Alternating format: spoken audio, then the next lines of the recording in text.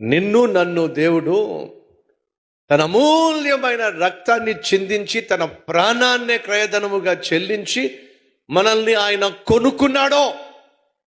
మనము ఆయన సొత్తు. ఎవరు సొత్తు? మనం దేవుని సొత్తు.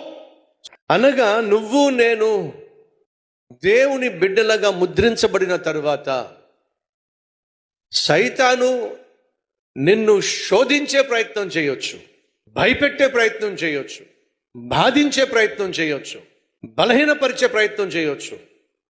కానీ వాడు నిన్ను సంపూర్ణంగా వశపరుచుకొని, అంటే దెయ్యం పట్టింది అంటారు చూసారా, ఆ విధంగా నిన్ను పట్టేయడం సాధ్యం కాదు.